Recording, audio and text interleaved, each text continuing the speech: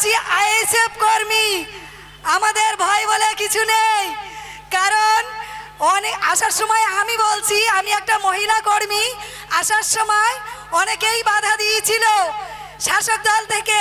আমি আসার সময় একটা কথা বলে এসেছি, আমি মহিলা কর্মী, আমরা সমস্ত কর্মীরা হলাম আইএসএফ এর, যে আমরা পুষ্পা, ঝুঁকেগা নেই রুকেগা নেই। আমাদের যাই বলুক না কেন আমরা থেমে থাকছি না এবং থাকবো না।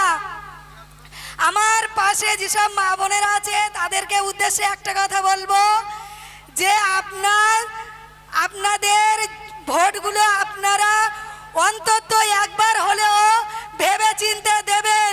কারণ আপনার ঘরের সন্তানটাকে আপনারা অনেক কষ্ট করে বড় করে অনেক উচ্চ শিক্ষায় শিক্ষিত করেছেন, কিন্তু আমাদের রাজ্যে মাননীয় যারা যোগ্য প্রার্থী তারা কিন্তু রাস্তায় আন্দোলন করছে, কারণ তাদের চাকরি নেই। তাই আমি বলবো আমাদের রাজ্যের যা অবস্থা, আপনারা প্লিজ আপনাদের দামি ভোটটাকে আপনারা বুঝে সুঝে দেবেন।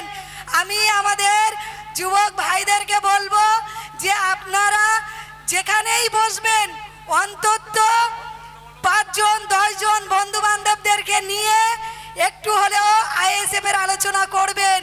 কারণ আইএসএফ একটা সমাজ পরিবর্তনের লড়াইতে নেমেছে। আমি বারবার একটা কথা সবার উদ্দেশ্যে বলবো, যে আমরা এখানে নেতা হতে আসিনি, আমরা এখানে চুরি চাপটা করতে আসিনি, আমরা এখানে এসেছি সমাজ পরিবর্তন করতে। আমাদের একটাই উদ্দেশ্য যে আমরা সমাজ পরিবর্তন করব, তাই কি না বলুন? আপনারা আমার পরে অনেক সিনিয়ররা আছে, তারা বলবে, আমি সংক্ষিপ্তই বললাম। আপনাদের আরো একবার স্বাধীনতা সংগ্রামী অভিনন্দন জানিয়ে আমি আমার বক্তব্য শেষ করলাম। ধন্যবাদ আমাদের বোন আয়শা দিদিকে।